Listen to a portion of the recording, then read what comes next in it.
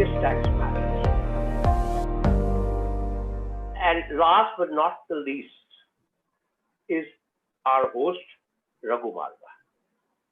Raghu is the managing partner of R&M and leading the firm today. His expertise is on advising and structuring businesses overseas on behalf of Indian corporate clients, the entry strategy of foreign clients to set up businesses in India, transfer pricing, and overseas taxation matters. I would like to hand over to Raghu to moderate the ensuing session, and I hope everybody finds the panel discussions thought-provoking. Wish you all the best, and we look forward to all participation. Thank you all. Please, Raghu, the takeover. Thank you so much. Thank you so much, Mr. Marwah, for those kind words and the introduction for everybody. I would like to start by quoting Anita Roddick, who is the founder of Body Shop, who had said that success is more than a good idea. It is timing. So in today's day and age of startups and startup founders who've got great ideas, I would like them to reflect on this one aspect of whether it's the right time. And clearly, thanks to Corona, everybody's got a lot of time on their hands to consider this one point. So with those words, I want to start and hopefully, why startup scaling up, right? Why is it important for startups to scale up, and how to scale up is something which obviously a lot of people will be asking. And if you do a quick Google search on how to scale up, you will probably get over 200 million results in less than 55 seconds. But obviously not all those 200 million results will be applicable, and therefore we are here today to discuss this. And I think the biggest learning and sharing can come from founders, from the VC community and the angel community, and their thoughts and their personal experiences. And that's what today I thought, hosting this webinar on this topic of how to scale up a startup will add value to everybody. Clearly, India has done some things right. We have 52 unicorns out of over 700 unicorns worldwide, which are listed on Wikipedia. And as everybody knows, there are different paths that different founders have taken in that journey to become a unicorn. Some, like the Kamath brothers, have bootstrapped in setting up Zerodha. Others have gone in for funding early. So these are some of the questions which we hope to invite our panelists to answer today, in terms of not only how to scale up, but what is the best way, what is the right time, when to raise funding, and obviously when we go into all these minute points regarding scaling up, the assumption is that you've got your problem solution fit right, and you've got your product market fit right?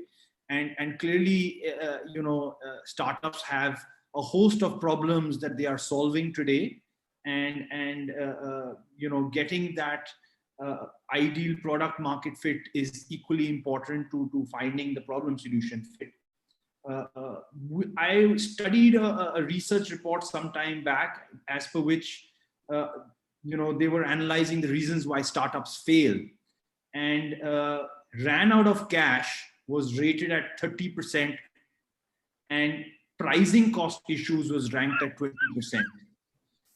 So effectively, your finance man can help you increase by 50% the chance of your startup not failing. So clearly, we are from finance backgrounds, and I have a partial bent of mind towards the finance man's role. But on a lighter note, I thought I'll put that out there, that finance and taking care of your numbers is clearly very important. Warren Buffett had once said that the most important thing to me is figuring out how a big moat there is around the business. And that is, again, one of the things that we would like to delve into today, in terms of how important setting up an economic moat around your business is, whether that's intellectual property, whether that's your brand, your culture, your regulatory or R&D. And obviously having one of these moats is not a pure mantra to success, because the moats are never stable. In a dynamic market environment, the moats are changing constantly, and you need to be on your toes. And then, you also follow different strategies. That's why we are here, because every founder has a different strategy. Some would follow a value chain strategy, like say a Foxconn catering to Apple, and you just plug into their value chain, or a Zomato, solving the problems of the small restaurant owners. Or then you have an architectural strategy, which is like a Facebook or a Google, who's totally making a new segment. And the more and more people that get added on to that architecture, the more powerful that platform becomes. So obviously there are different strategies, and no one strategy fits all. So on that point, I'm going to now request Vikshit, to start off with the first topic, which is the birth of the new ideas, challenges, and opportunities for startups. And obviously, Vikshit, as we heard, you've had a long journey in terms of, you've obviously done some things right, some things wrong. And with that, I wanted to request you to give your tips for emerging businesses and other tech startups about how, how you see the opportunities, and how you can clearly take startups forward to make it into a success. In the past, you've talked about your personal experiences, and we'd love to learn more about that, how you got into procure tech, and how you feel the journey going forward is going to be, not only for you, but for the entire industry. Over to you, Vikshit. Sure. Yeah. So if you remember, right, like 5-6 years ago, you would have seen a lot of these hardware-based companies in India, like Micromax, Intex, Lava, and Carbon, and these companies, right? You'd have heard all these names. It was known as the milk brand. What China thought is like, why are these guys coming to China, manufacturing it and taking it back to India and selling it? So why don't we manufacture it ourselves and sell it to India? So that's where Oppo, Vivo, Xiaomi, all these various OnePlus Chinese brands came in, and within 5-6 years, they wiped out all the hardware companies that were there in India, right? So most of the mobile companies vanished within a span of few years. So with respect to software, if you're looking at it, we've been in the back office for most of these large organizations like Oracle and Microsoft and IBM and all these companies. What China did with respect to hardware, we have an opportunity with respect to software. We can build in India and sell to the rest of the world. That's one of the first opportunities that we are looking at. And when I started off with Finley, that's one of the opportunities that we looked at. Why don't we build something back in India and sell to the rest of the world, right? So that's going in the B2B direction. So you can pick any space, build something much more competitive, much more better, because of the kind of talent pool that's available in India, right? The number of engineers with respect to software that's available, you can build fantastic products. And there's more and more companies and employees with a lot of knowledge coming out, all these companies like Freshworks, Ola, Oyo, and all these companies. So you can build amazing global products, sell out of India and sell to the rest of the world. So that is one way of looking at it. The other way of looking at it is, our country is so huge. There are 700 million people with mobile smartphones right now, right? So mobile and cloud, and also India Stack, which is an infrastructure that's been provided by the government, can be leveraged to build products for the Indian market. So there are two options: B2B, wherein you build a product in India and sell to the rest of the world for businesses. B2C option is building for these 700 million people who are having smartphones, wherein the government has also provided you with an infrastructure like India Stack to build really interesting softwares like health tech, lending tech, and a bunch of other softwares, right? So the opportunities are dime a dozen. There's a lot of talent available here. You can build global products at the end of the day. So there are two options to go in here.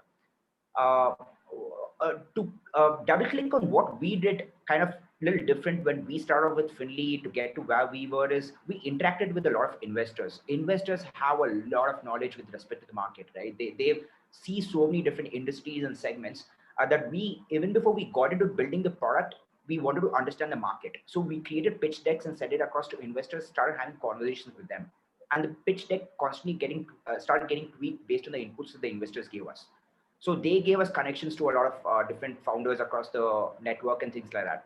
right? So investors and existing entrepreneurs, they've been really helpful in shaping and defining how we started off during the initial days. And that's been one of the success mantra that we've used, always going back to entrepreneurs and investors and seeking their feedback during our journey, right? So market is huge. There are really smart folks out there. Uh, it's something, it's an incredible moment to, be in India at this point in time. Thanks so much, Vikshit. I mean, I'm just going to take you back to a comment that you had made earlier, where you had actually refused a client for certain integration works. Correct. Because you felt that there wasn't a scalable use case for that work. True. So, are there any learnings from that you would like to share? In terms of the essentials for scaling up? Yeah, so one thing that we see is if you want to build a large business, a process has to be repeatable. If it's not repeatable, it's not worth investing on. And how to find if it's repeatable? As soon as a customer gives you requirements, you go to 20 other customers and ask them, would you pay for this, right? And if there are if 20 different customers are not paying for the same feature, then it's not something that you'd like to build for this particular feature. Then you become a service-based company. So if you're building a product out there, you need to see to that everyone is going to make use of it. Only then you can actually have a compounding value over course of time. So that comes a very important metric, which is in relation to this, which is lifetime value versus cost of acquisition. Always you need to see to that your lifetime value versus the cost of acquisition is more than 3:1. So if you're spending, $1 within $10, you need to earn it back within 2-3 months, right? If that doesn't happen, that's not something you invest on. And also you've got to see whether it's repeatable or not. So these are two very important factors that you need to look at while building a business. Thanks for that. And another question, Vikshit, is about innovation, right? It's all about, and are there any innovation tools? Maybe there's something called a Waldley map that you had used. So can you share, for other founders out there, what is the kind of innovation tools that will help them? Maybe something like an NPS score if you're a consumer facing. So are there some tools that every person can use to help them improve and help them innovate? So every department has their own tools that we have within the company. But to get the whole company vision and mission together, we use something known as Waldley maps. What Waldley map does is it gets the sales team and the marketing team and the product team and the customer success team, various teams, to speak the same language that the customer wants to hear, right? So Waldley map is one of them. It's a really fantastic book that you can actually get your whole team aligned with.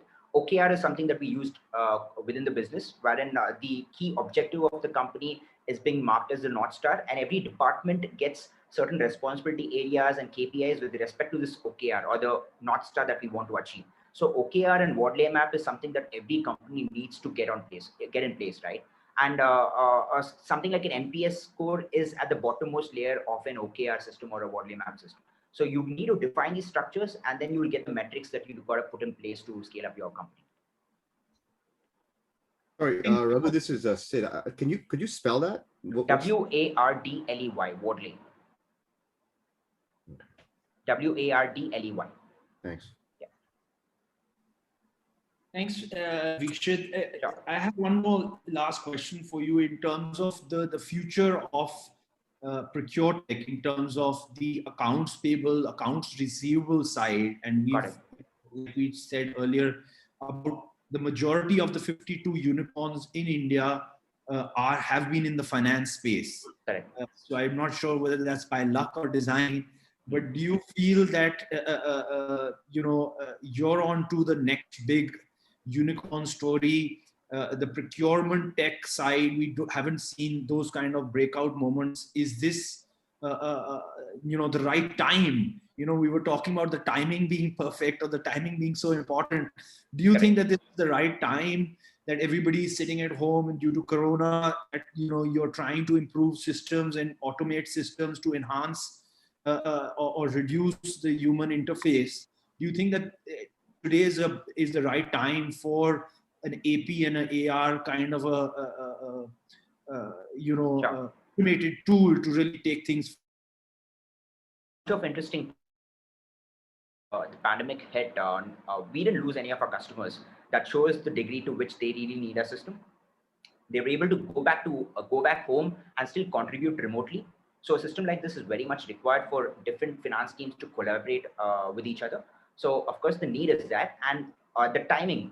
If you look at the timing, right, there are a lot of new digital payment infrastructure that's being provided by the government and innovation that's happening. For example, UPI is a recent innovation that's in the market. Or if you're looking at provided by the government.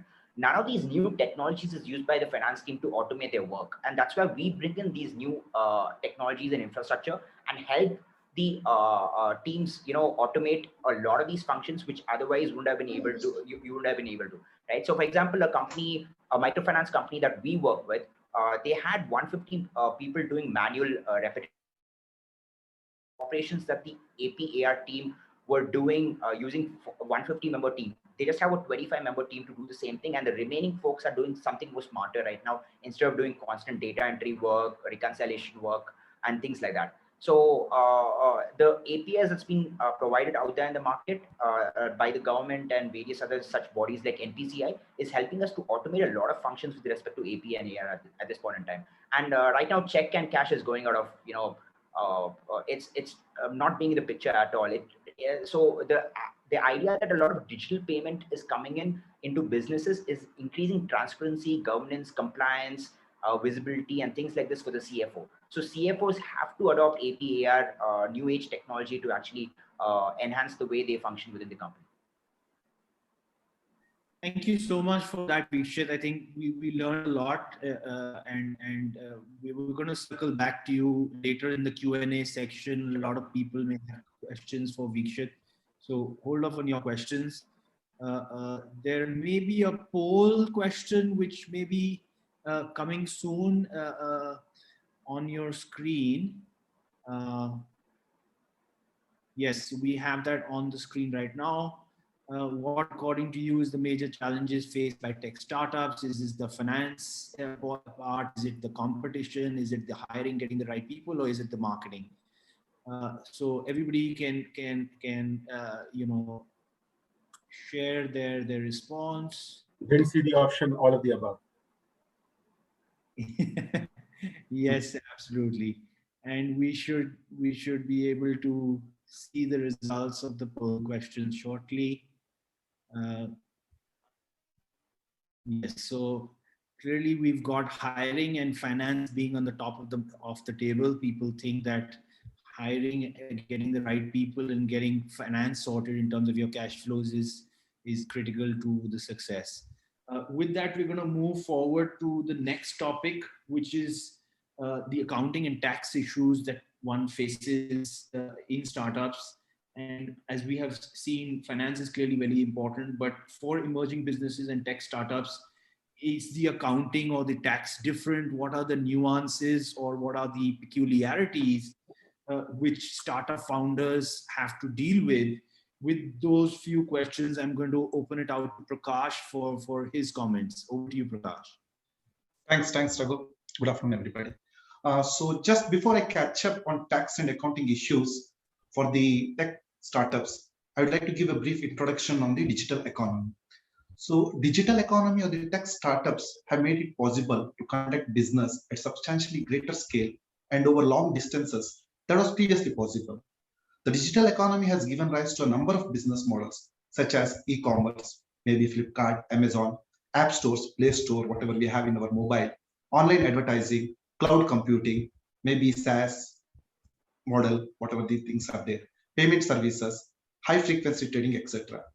The potential development in this area include Internet of Things, virtual currency. Just now Vikshit guys spoke about these things, that virtual currency has become the new mode of payment, everybody. There is no need for us to take the hard cash over and again. Then we have the advanced robotics, 3D printing, the sharing economy, the increased access to the data. However, unlike traditional businesses, physical presence is not necessary to conduct the business in digital economy. So the digital economy allows multinational companies to break down this and to, as a result, it is not necessary for an MNC now to set up a subsidiary or a branch or appoint an agent to deal with the customers in a country on a regular basis. But there are certain tax challenges in this digital economy. that can be classified into broadly three categories. One is the nexus theory, second is the data, third is the characterization. So the nexus theory, generally, there's a challenge. The primary challenge due to increasing the potential of the digital technologies is whether the current rules, the tax rules are appropriate to determine the nexus with the jurisdiction for tax purposes. That is the source-based taxation. Secondly, the major challenge is with respect to the data, how to attribute the value. Whenever the value is created for the intellectual property, how to attribute the value for that thing so that the products are generated from those value. Third is the characterization. The development of new digital products creates uncertainty in relation to characterization of payments made in the context of new business model. Whether it should be treated as royalty, whether it should be treated as fees for technical services, all those issues are ongoing litigations in the tax. Now, coming to the options to address these tax challenges raised by digital economy, there are certain things which have been brought into the digital economy, like a new nexus theory based on the significant digital presence, not the physical presence. It's a digital presence. You can do your business from anywhere. Second is replacing the permanent establishment with the significant presence. Third, creation of a withholding tax on the digital transactions. Fourth is modification to the exemptions from the permanent establishment status. And fifth is the introduction of bandwidth taxes. Now, coming to the Indian approach, how the Indian tax authorities have dealt with this digital transaction. In India, revenue authorities have attempted to tax a website server as a fixed fee. As per OECD, a server can be regarded as a permanent establishment if the tests relating to the core function, fixed location, and place of disposal are satisfied. So just to combat this type of tax issues, we have lately seen off the late in 2016, the introduction of equalization levy, which was introduced in the budget to tax the digital transactions. Apart from that, there has been also an amendment in the section 9 of the Act to bring in the concept of significant economic presence for establishing business connection in the case of non-resident in India. So this is the Indian approach with respect to the digital transactions. Now, it is not like the physical presence is required. You can tax the transaction based on the source model. Now, coming to the actions, what are the actions taken by the other countries? Generally, the European countries have taken some actions to tax the digital transactions. So UK has introduced the diverted profit taxes, imposing taxes on the profits that have been shifted to low or no tax jurisdiction, resulting in reducing the taxable base of the country. In South Africa, also the Davis Commission has recommended for enactment of customer-focused source rule. Apart from that, the France has introduced tax on website operators every time a French internet user clicks on the advertising banner or sponsored link. French has also introduced tax on online and physical distribution of audiovisual content, popularly known as YouTube tax. So these are the actions taken by the various countries to tax the digital transactions because they were left unnoticed by the OECD and UN models. OECD is the Organization for Economic Development Corporation, and the UN models, United Nations model. Now, recently, there is a G7 tax deal. So I'll just give a brief background, like why this G7 tax deal has come. There are MNCs, multinational companies like Apple, Amazon, or Google, who have consistently used meticulously knitted webs and complex structures of international subsidiaries incorporated in the low tax jurisdictions and tax havens with multiple routines to minimize their tax incidence by moving their basis of profits from higher tax jurisdiction to lower tax jurisdiction. So the finance ministers of the world's most powerful countries like US, UK, comprising France, Canada, Italy, Japan, has recently reached to a historical consensus on taxing multinational companies at a minimum global tax rate of 15%. Apart from minimum global tax rate of 15%, G7 has decided on how the market countries or countries where the digital multinationals have a user base can tax them. So these are the things which has been taken. Apart from that, there are other issues also, transfer pricing compliances. There are transfer pricing non-compliances because generally when a startup takes a decision to flip their base to foreign countries, there are transfer pricing compliances which are unnoticed. So those issues are there. So once an Indian startup incorporates a holding company outside India, so Indian companies operate like intermediaries and they only pay a part of tax. So the tax authorities in India want to protect the tax base erosion in their local jurisdiction as they expect transfer price to be at arm's length. So they don't want to lose their share of profit. So this is one of the issues where we have to take care. Apart from that, we have the angel tax exemption. So there has been an Indian tax exemptions for the startups. Of the late budget 2019, they introduced an angel tax exemption. Angel tax is nothing but whenever the shares are issued over and above the fair market value, the difference between the share price and the fair market value is taxed as in the hands of the shareholders.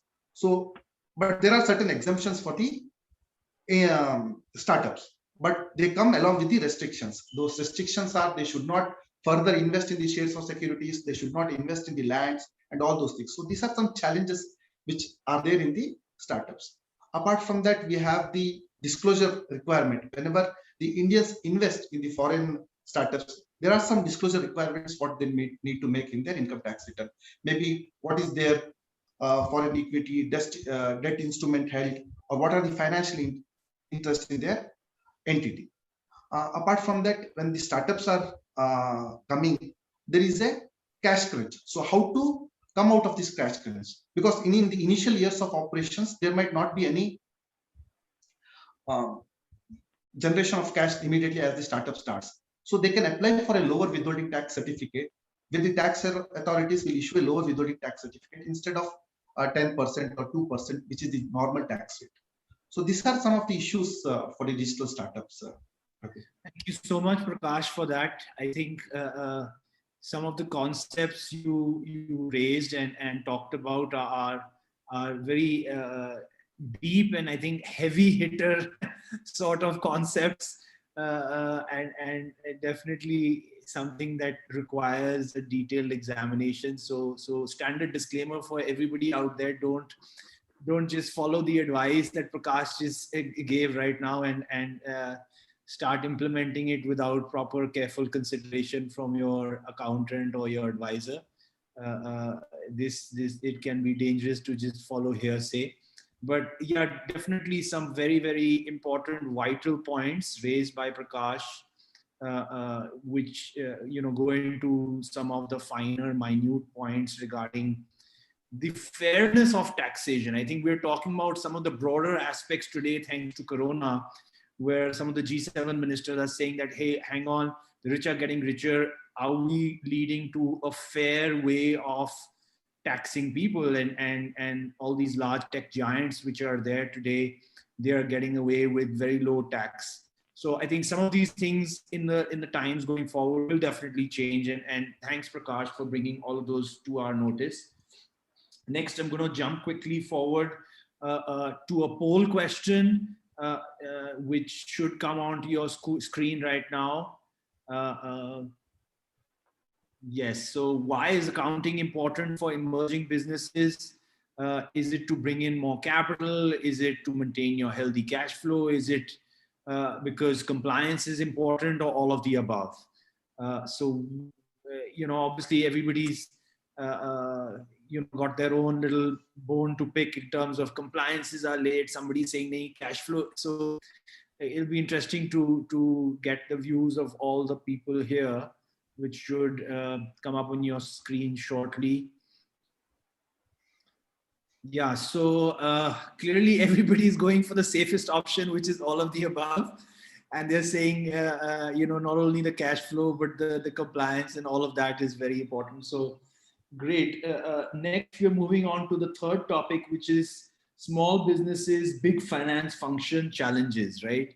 So when you're handling the finance function from an internal perspective, startups, whether the founder is playing playing the role of the CFO, or whether you've got a junior accountant in-house who's reporting to the founder, and the founder is trying to, take help from external advisors, or maybe at times, their parents or somebody advising them on the accounts. It can be a challenging role. So with that, I'm going to ask Mr. TK Peer that should the founder be the de facto CFO? And if you feel that he should not be the de facto CFO, what is your advice? What are the kind of learnings that you can share of maybe some other startups and the way they have grown, and how pivotal the role of a finance CFO is in the growth of a startup? Over to you, Mr. Peer.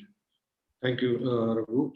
See, basically, an entrepreneur's job is to drive the organization. He is the person behind the organization. He is an expert in his own area. He can be a technocrat or whatever. So his area. He's more concentrated on the area, on planning the business than executing and all. The finance function is a totally different function. See, an entrepreneur has to produce in a startup. A number of functions are there. He has to have an idea in place. He has to have a team in place. He has to have a business plan, and then funding has to be there. Then what you call the timing, at what time it should be launched, at what time we should go to the market and funds and all. So he has to wear a number of hats, and obviously he cannot do everything all by himself. Generally, what happens? All these startups have a small finance team to start with, because they can't afford professionals at that stage, because it becomes very costly for them. And then that small team, well, that is okay for some time to start till it grows to a few. There are 4, 5, 6 people. They need only accounting to be taken place, and minor accounting, some transaction accounting to be done at that place. But when the what you call startup moves further, it has to have much more control over finances. They need a CFO who has a strategic, who has some strategic knowledge of the finance, who is a value driver, who can create value for the organization, and who can do some strategic planning in the long run. Because at that stage, the accountants cannot take you forward. The accountant job is only limited to recording of the transactions. Whereas CFO's role comes in a number of these things. Like transactions is the recording of the transactions at the lower end. He will put in the systems in place to record the transactions, keep a record of that.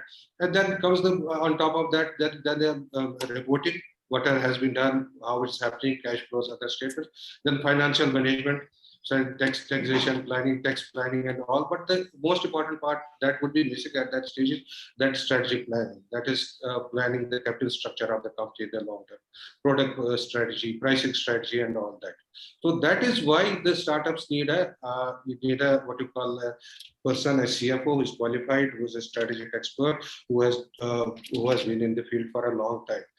There are a number of startups who have employed CFOs right from the start. They say that when you are 4 or 5 people, the 5th or 6th person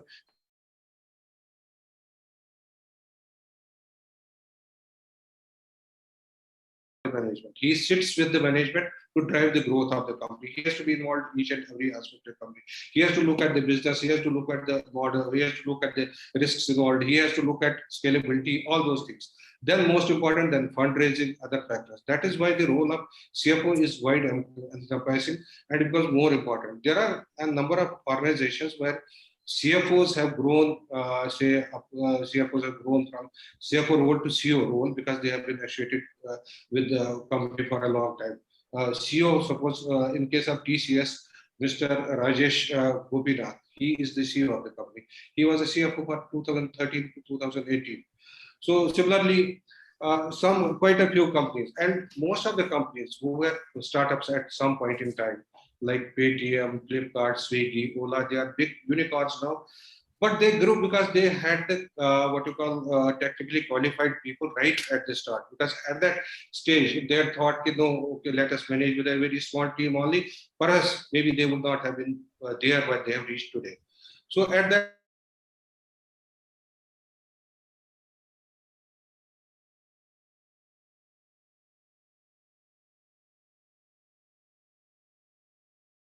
cost and all that.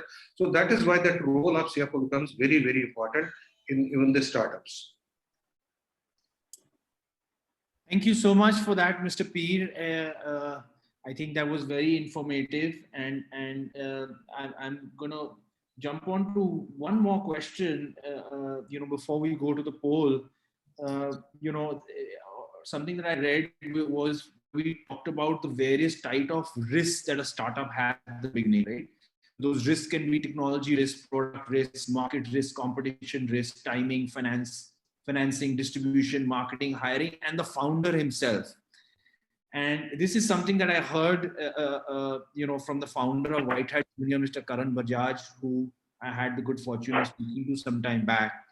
And he had said something very insightful, that as the founder, sometimes the founder is the limiting factor himself, right? That I, as a founder, in that case, he was from a marketing background. He said, I thought marketing was so simple, anybody can do it. But then the growth of the company got limited due to the founder playing the line function as the marketing head, right? So similarly, if a founder is playing the finance head function, that is going to be the weakest link in your chain. And as we know, the chain is only as strong as your weakest link is. So clearly the founder has to find a replacement for himself, whether it's at the end when he has to hand over, or whether it's at the beginning so that he stays away from any line function. And I think this is a very critical aspect that has come out of what Mr. Peter said. So with that, I think there's a poll question on the screen. Raghu, I'll just say, Raghu, I'll just say one thing on that. The biggest issue that we have found is that most people don't know how to hire a finance person.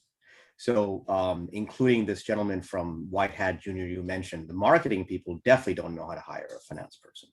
And junior recruitment person that they do hire to look for a finance person doesn't know how to hire a finance person. And so as much as we can hire lots of different positions, this particular position is the most difficult. And if you ask Vikshit and you ask Ankur as well, I'll guarantee you, they'll tell you exactly the same thing. It's impossible. So one of the things we do for all our startups is when we invest in them, we actually create a MIS for them. Because for good or bad, a lot of accounting is historical in nature. It's looking backwards and reporting what has already happened. Whereas the topics that you guys are talking about today is to create more of lead indicators, the problems that can happen 2 months, 3 months. So, because we are sector agnostic, stage agnostic. So even if you would be surprised, even for Series A, Series B, when we look at the MIS, that's still accounting reporting. That's still just reporting what has already happened. It is not capturing their working capital life cycle. It is not capturing the difference between the leads and the conversions and the pilots into revenues and collections. And so one of the things that we do is we actually work with our startups and create MIS for them, so that we can remotely have at least some understanding of the flow of cash and flow of funds for our startups. Very insightful. Thank you. Clearly the panel thinks that finance is a big mystery.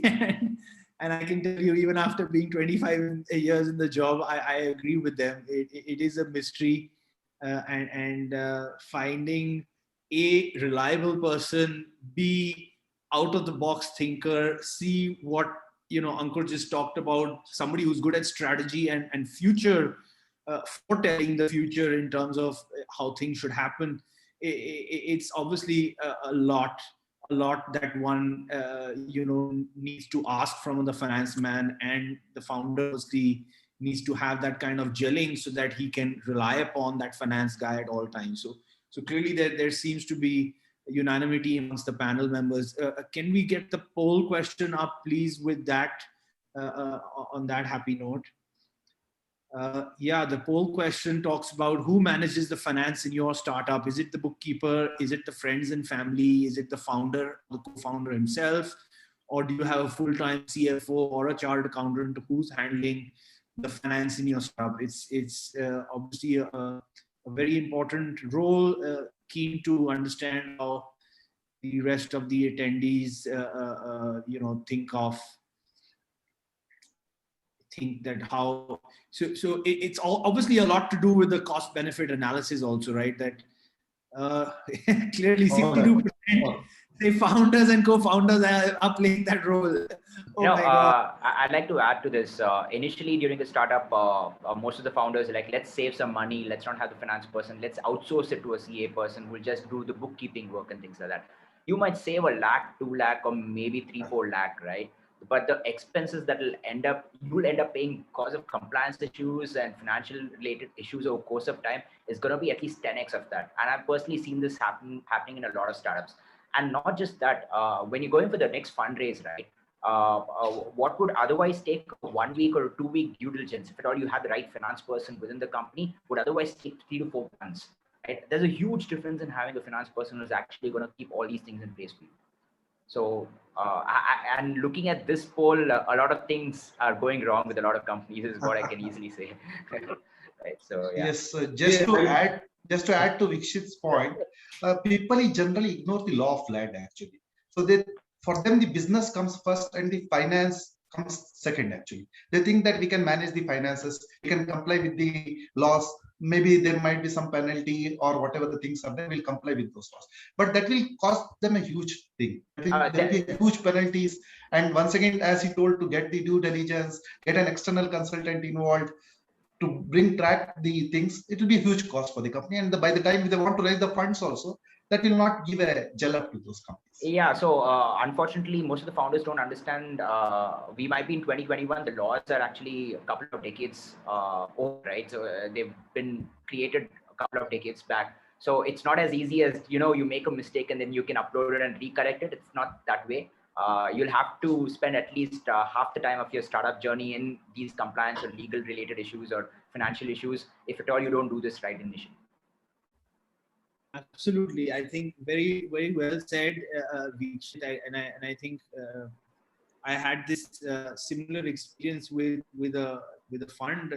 This is now almost a decade back, and the fund manager wanted to take some shortcuts, and it took him the better part of that fund's life to rectify that one small mistake, which I kept on urging him at the formation stage that don't do this, it's not worth it.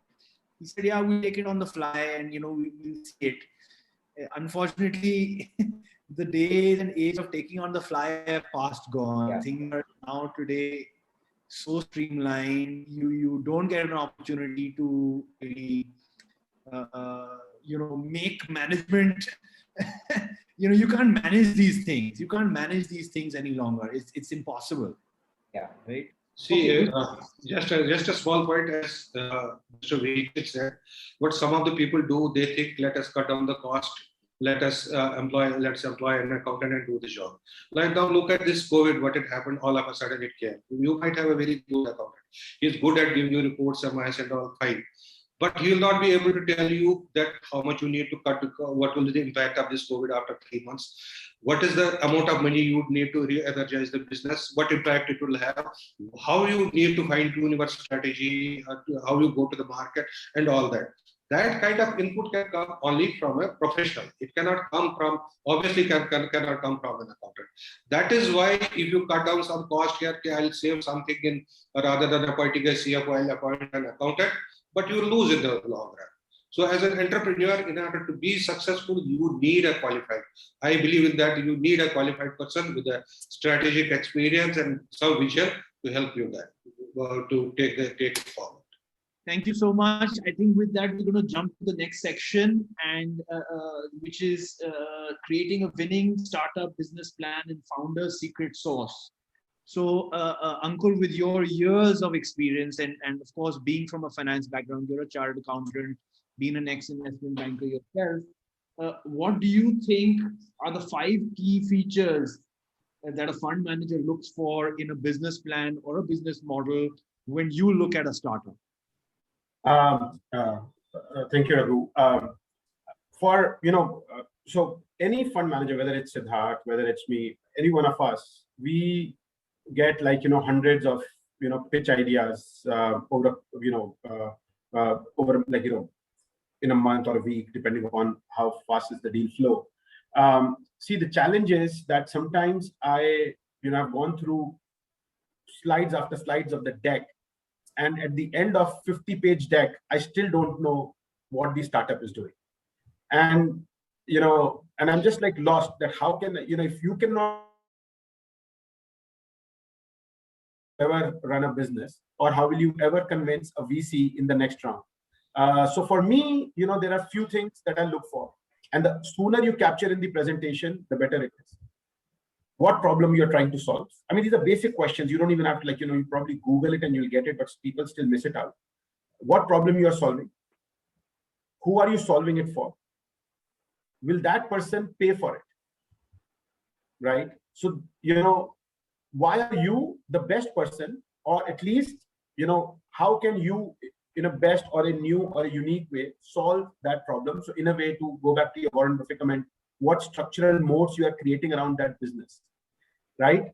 And from a business plan point of view, it should be, what I like, the business plans are something which is measurable, relevant, sharp. And how I define that is that, for example, I saw a presentation from a startup which is making a wearable device, and it had a technology, but the technology has not yet been tested, and there is not to say that that technology is good or bad. When I was going through the business plan said that by the end of first year, the product is not ready, by the way, has not been market tested, product tested. They were still, going for their Kickstarter. They hadn't gone for it. First year sale was about 60 crores, and year 2 sales was close to about 700 crores and everything. And when I asked the person, how did you compare your questions, and he said, okay, I looked at how iPhone sales went, and this is how my product will get sold, right? And I applaud the founder for comparing himself with the best in class. But that's where you start thinking that, okay, how what to even understand in the rest of the business plan. So it is very important to explain the problem upfront. And if a business plan has these aspects well covered, and a business plan talks about your go-to-market strategy, talks about your unit economics, and they may not exist. And depending on the stage, we invest from pre-seed, pre-product to Series B, right? So depending on what stage we are investing, some information will be more relevant than the others. And last but not the least, your deck should definitely include a founder's strong profile and how your experience has brought you together to solve the problem you're trying to solve. Thanks so much, Ankur. That was super good. I think that brings me to the next point. You touched about it earlier about the economic moats. Are there any specific moats that you look for? You can.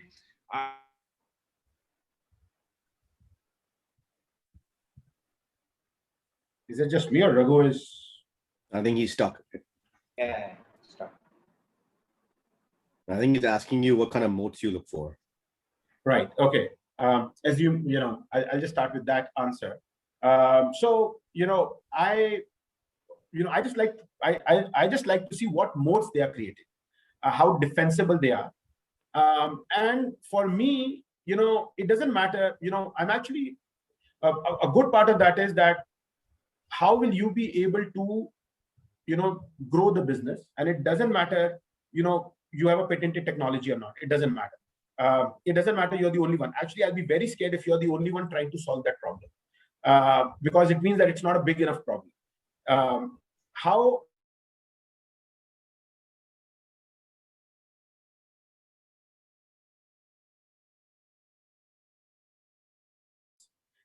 and there, my concern is that either you don't know it or you're trying to hide, and both of them are not a good indication of a founder and their understanding of the business. So for me, it is more important to understand what mode they are creating, what they think is their strength. It could be the stickiness they are creating in the customer. It could be the tech. It could be their go-to-market strategy. It could be their cost effectiveness. It could be, depending on the kind of business it is, that mode can vary. And it also, depends upon, like, so if we have invested in few deep tech businesses, right? There the moat will be tech, right? But we have also then invested in consumer businesses where it is the product they have created or the marketing strategy they have adopted. So depend now. I think you were asking about economic moat. A lot of times at the stage at which I am investing, what I am looking at is that how much are you looking to raise, and is your expectation realistic as to how long it will last? Because the last thing you want is that you raise money for 12 to 18 months, but in 6 months you're out of cash. And today, Vikshit talked about it. Even if somebody likes you, really, really likes you, it can still take 3 to 4 months to close. And so the last thing you want is, having pressure on payroll, losing talent, or, winding down on your aggressive growth strategy or whatever, right? So for us, what is important is that they have thought through the utilization of funds. It's not just a slide. It's not just a pie chart which shows tech, R&D, team, we actually drill down to understand, have they actually thought through their spend? Thank you so much. That was a really detailed and helpful thing. I think before I let you go, I'm going to ask one last question, which had popped up in our last conversation about, obviously you've invested in terms of the IPV platform has invested in various startups, Fabhead, Sipley, Pencils, Sparda, and so on and so forth. You talked about help board. So could you talk a little bit more about how you try and help your startups in their scaling up journey, which is, different or unique? So that will be my last question to you. Sure. No, thank you. So, when we started IPV, there were, we have, the two things that we were very focused on was, our investment process. So it's a very deep due diligence focused process, which is led by subject matter experts. So we are probably India's largest CXO platform of investors. And we are not ashamed of utilizing their talent and knowledge. We involve them at every stage of our evaluation process, of our filtering process to evaluate the startups. And the other area that we have created is the strong post-investment support. So what we do is that once we have committed, because once we have transferred our money, because for us, that's very important. For the founders also, it's very important that, money has actually come in and we are actually now on the cap table and we have skin in the game. We actually go back to our founders and we try to understand from them what are the key areas that they will need help on. People forget that, the role of angel investors is not just to ask questions like, like shareholders or yes, founders are answerable to us, but we are angel investors at the stage which we are coming in. They do need our help. They need more than capital, and we look to invest in startups in funds or where startups need more than capital. So we actually go back to the founders, try to understand the areas where they need help, and we match it up against our investors who can provide them that help. We have also created an expert panel, people who are resident experts in these respective areas, ranging as wide as just not strategy and distribution, but also things like fundraising and PR also. So for example, we have top PR firms on our platform and so on and so forth. And again, the idea is that a startup, the founders that are coming to you may not actually have the money to hire all of this talent. It may not even be required to have the top talent at every stage, but now they are these investors. These are CXOs. They are drawing crores of salaries in the respective organizations. They are they have a lot of knowledge with them, and now they are invested in you. So if you had to go and hire them, you would have had to pay them a lot of money. But now not only they're willing to help you, but they are also giving you the money. So, but at the same time, we always tell our founders that in the end, you will lose the most and you will gain the most. So listen to everybody, but take your own independent decisions. We don't force our decisions on our startups. Thanks for that, Ankur. And like promised in the beginning, Siddharth, we're ending with you and left the best for last. Sorry, Raghu, is a bad connection. Could you repeat that? Could you repeat that last bit? Actually, just before you do, I wanted to say something because everyone else was most people are finance people on this call. On the moat topic, we started off our fund saying that, we're going to look for businesses with high gross margin, and that margin will drive that business. And I think over the last 8 or 10 years, we've realized that margins mean very little to us in our stage of investment versus defensibility of the business. And if you can create defensibility of the business, margins will come. But margins in itself do not create defensibility. And so I think there's this fear that, oh my God, my P&L needs to look a certain way at all stages of a company. But it really doesn't, especially when you're going after venture funding or any kind of private equity funding. We're looking at businesses that grow in a certain way and can create that defensibility in a certain way that will eventually give you the margins that you need. And so I think, if you have to choose between a moat and margin, and by moat, I mean having a defense on your, a defensibility to your business plan, that defensibility and the power of that is much more important to us than the margin itself. That's how big a deal I think moats are. Thank you. So anyway, I think so. Let me jump into the first question that I have for you. What are the 5 things that you look for in your founder? I think this also connects with, I think, what you were talking about in the defensibility aspect. You seem to have a lot more patient capital as compared to the typical VC or angel who's looking at a 5 to 7 year exit, and maybe that's why you like to drill down a little bit more in terms of the founder personality and what's down there on the ground in the industry. So what are your top 5 things that you look for in a founder? So we're not patient capital, unfortunately. We have a 10-year fund, and so maybe more patient than someone who has a 5-year fund.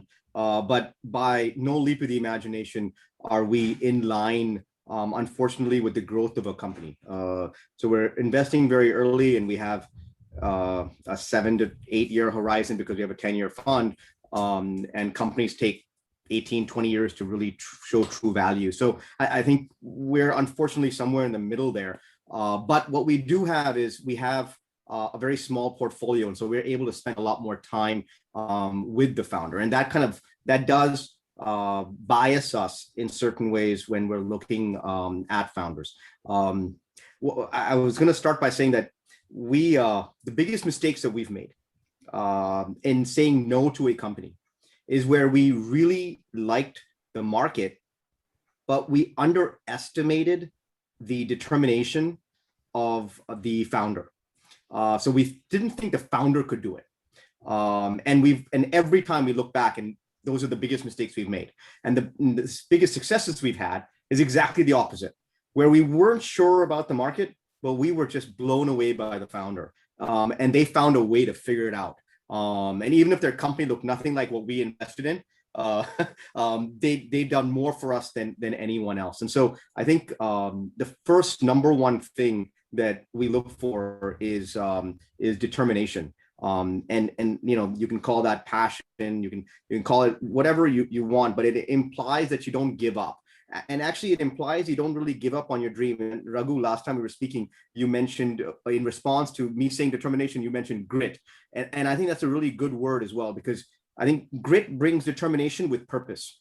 So you're goal oriented and you're determined to reach that goal. So I was going to take credit for that myself, but now you're on this call, so I have to kind of give you credit for that. But I think that's the number one thing. But along with that, the other thing we look for is flexibility.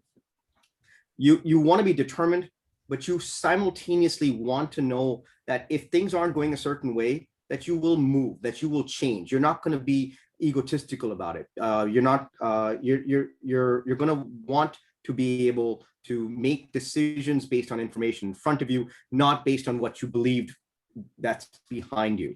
And I think it's very difficult to know that someone can do that without spending time with them, which is why I've never understood this concept of people meeting someone in a boardroom in 15 minutes and writing a check for $1 million or $5 million. And I've never, because how can you determine whether this person is going to succeed based on one conversation? But flexibility, I think, is a very big deal. The business plans, and I like that Ankur was explaining on the 50-page, making 50-page business plans. The first page of that business plan for us has to have some over-the-top idea, something that just grabs you, because you see so many of these plans, and that takes imagination. I don't think you're going to create something that's going to be differentiated unless you have a certain imagination. And I think the imagination has to keep coming up, because you're going to face problems. And I think Vikshit was saying this, you're going to face problems all the time. And those problems are not going to be things that you can always find a solution for in Google. You're going to have to come up with this, and that takes a vivid imagination. It takes a massive imagination. You have to be a little cuckoo, which is probably what Vikshit is as well, in order to be able to do what he's done so far. But if you're not, then you're not going to succeed. Vikshit, right? I don't want to. You're a little bit cuckoo, right? Yeah, should have to be, right? Like, yeah, have to be. And I think for us, your ability to work with us, because we have a small portfolio, we have we're kind of tied to the hip of our entrepreneurs rather than having 100 portfolio companies, imagining that 30% are going to fail, 50% are going to give their money back and so not really do that well. Some of them will do a little bit better, give some money back, and then we'll have 1 or 2 out of that 100 that are going to really return our fund and make us money. We only have 7 or 8 companies per fund, and so we have to develop a relationship and in some way a friendship, which is dangerous. Because now all of a sudden, rather than an asset, you have a face, a human being, a name next to you. But it also drives us to think for the best of everyone, not only us. And so I think a friendship for us is really important. And it takes, and a friendship is also something that evolves. And so it's a continuous process. It's not something you sign on a piece of paper. Now we are friends. You owe me 35% of your company.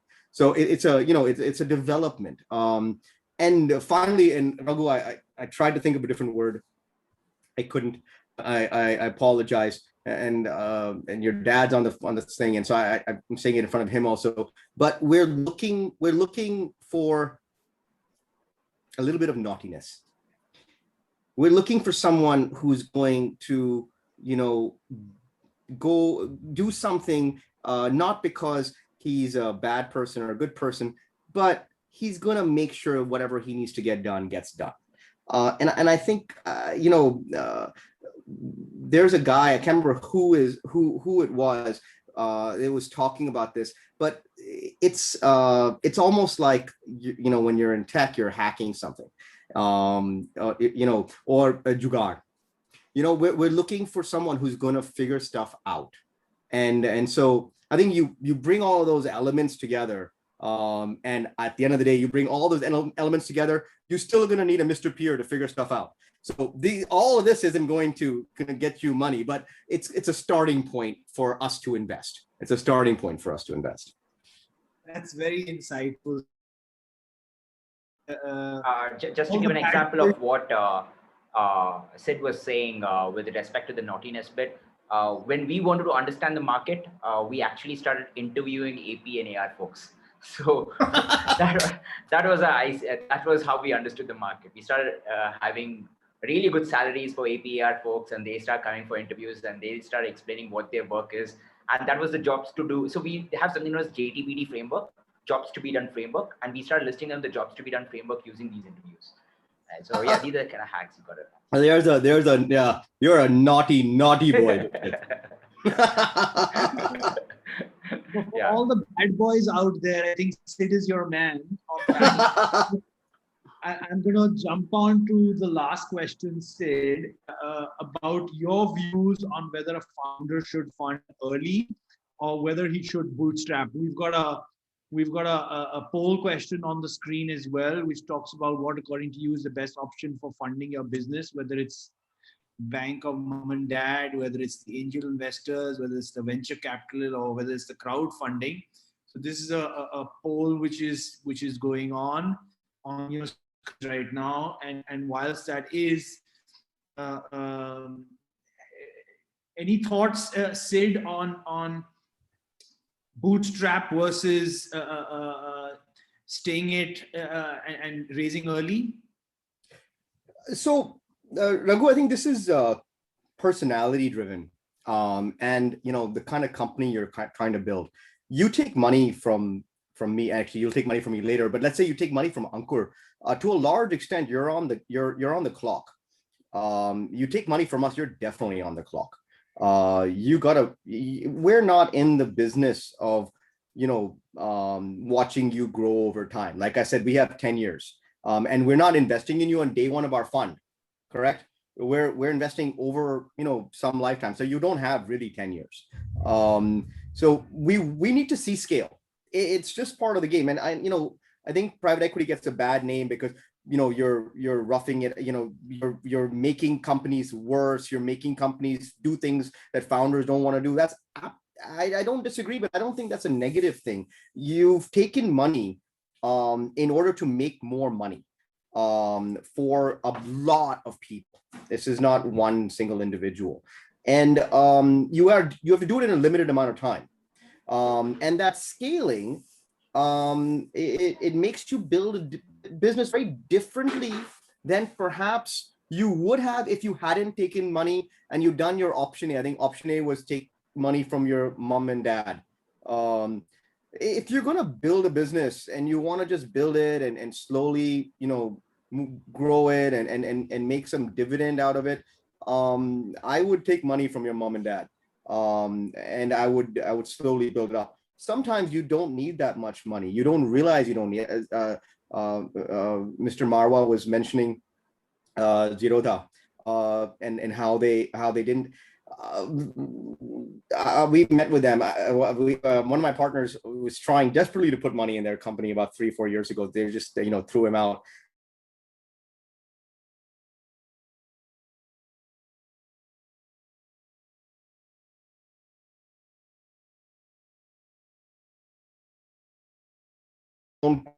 Fast without money. The other problem is you take money, you're going to have to take more money. There's no stopping once you take money. And eventually you have to find liquidity.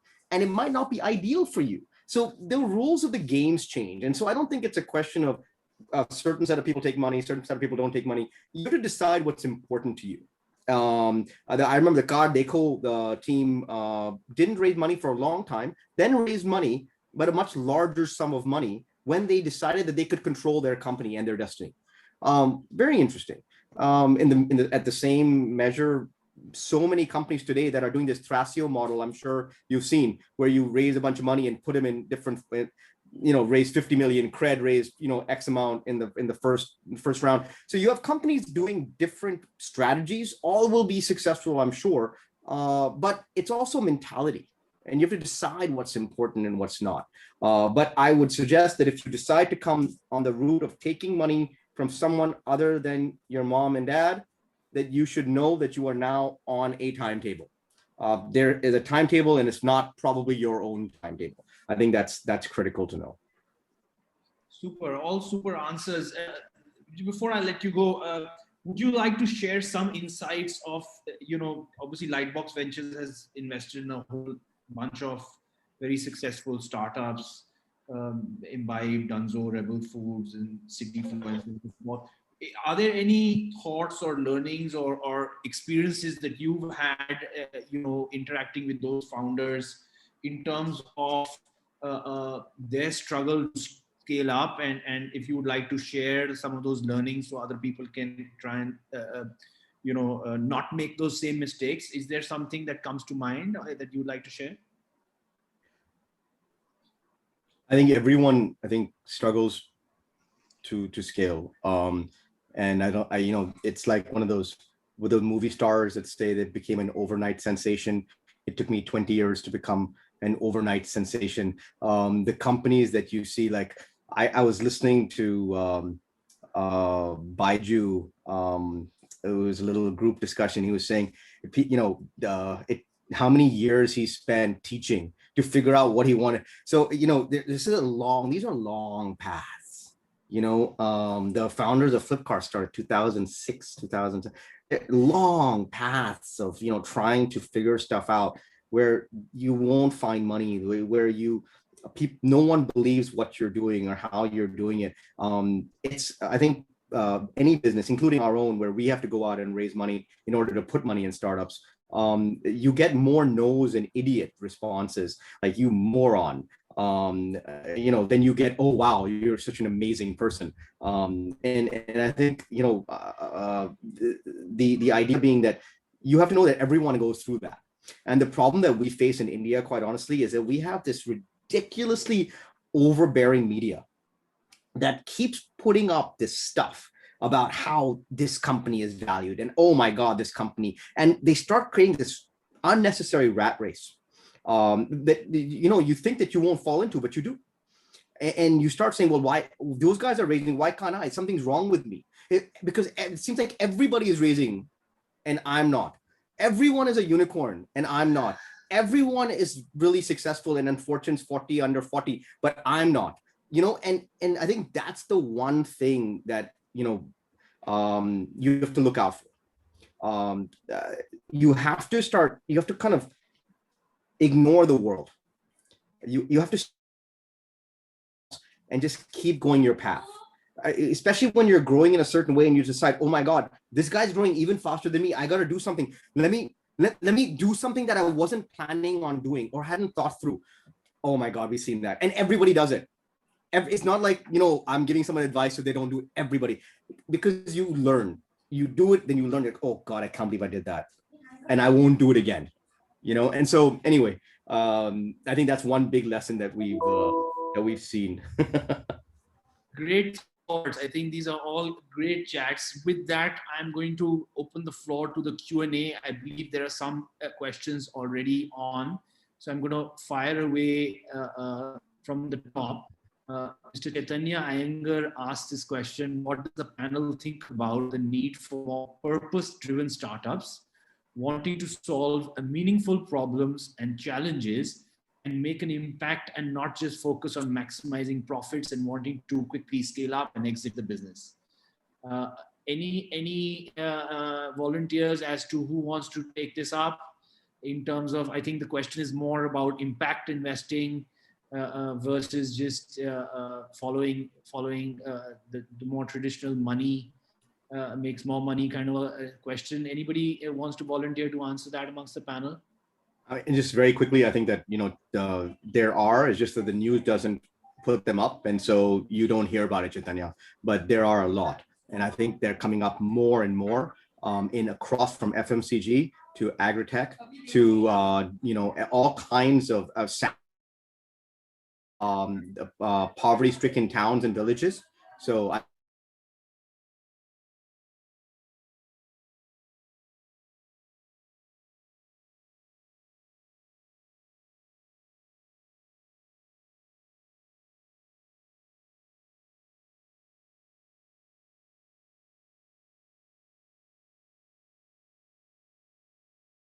that's been invested in just nuclear fusion technology in the last 3-4 years. It's happening, as Sid was saying. There's not a lot of noise around it at the end of the day. What is important to understand is that who you're raising money from, and why. There are impact funds who will invest in new age startup, who will invest in climate tech, who will invest in all sort of, which can have a lot of meaningful benefits. But at the end of the day, they are funds. They've also taken money from their LPs. They'll have to return them at the end of the fund cycle, and so they are also looking for growth and chase. At the same time, so it depends on who you're raising funds from. At the same time, you can raise grants, and you can, there are a lot of foundations out there which are willing to give grants to, to businesses which are doing something really meaningful, but they can't be all about profitability because of the kind of business they are. So if you are very clear about the purpose of what you're trying to do, then there are different kind of investors who can support you in your journey. Thank you so much to the panel. The next question, again from Chaitanya Iyengar, is: what are your views on new models in venture capital, open-ended, evergreen, capital structures, rolling funds? So are there other ways or other models which you see are successful and going forward are going to play a larger or more important role? Over to the panel. Anybody wants to volunteer answering? So I think they're absolutely going to be newer models. And I think the people that are going to come up with these models are not going to be necessarily venture capital funds. They're going to be family offices in India. I think that as much as there is money in venture capital, it diminishes in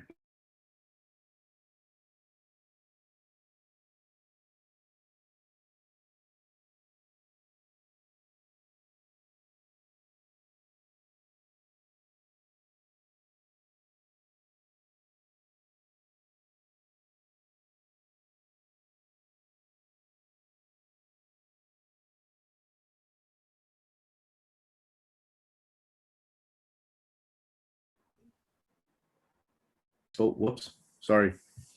Zoom didn't like my answer. I think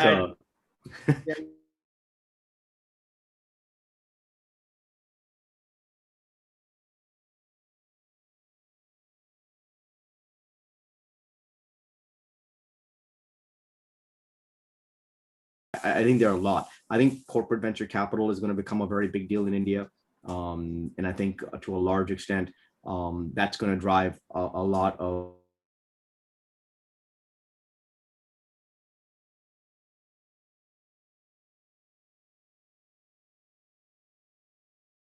and so there's a lot more that will happen, and will happen in the next decade or so.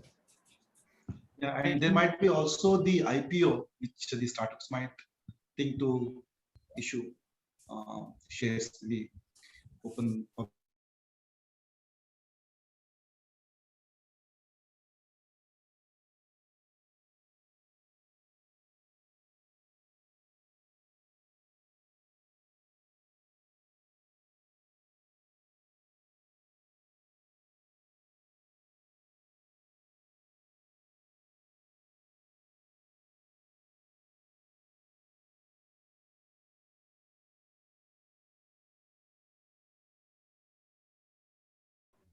Sorry, guys, I think